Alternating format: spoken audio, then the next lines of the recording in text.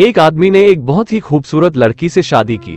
शादी के बाद दोनों की जिंदगी बहुत प्यार से गुजर रही थी। वो उसे बहुत चाहता था और उसकी खूबसूरती की हमेशा तारीफ किया करता था। लेकिन कुछ महीनों के बाद लड़की चर्म रोग, स्किन डिजीज से ग्रसित हो गई और धीरे धीरे उसकी खूबसूरती जाने लगी। खुद को इस तरह देख उसके मन में डर समाने लगा कि यदि वो बदसूरत हो गई तो उसका पति उससे नफरत करने लगेगा और वो उसकी नफरत बर्दाश्त नहीं कर पाएगी। इस बीच एक दिन पति को किसी काम से शहर से बाहर जाना पड़ा। काम खत्म कर जब वो घर वापस लौट रहा था, उसका एक्सीडेंट हो गया।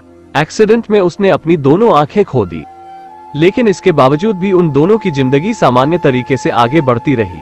समय गुजरता रहा और अपने चर्म रोग के कारण लड़की ने अपनी खूबसूरती पूरी तरह गंवा दी। वो बदसूरत हो गई, लेकिन अंधे पति को इस बारे में कुछ भी पता नहीं था, इसलिए इसका उनके खुशहाल विवाहित जीवन पर कोई प्रभाव नहीं पड़ा।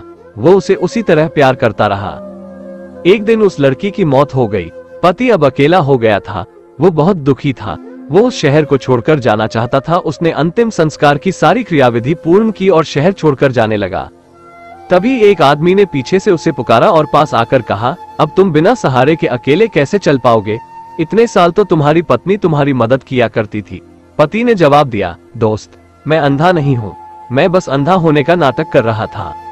क्योंकि यदि मेरी पत्नी को पता चल जाता कि मैं उसकी बदसूरती देख सकता हूँ तो यह उसे उसके रोग से ज्यादा दर्द देता।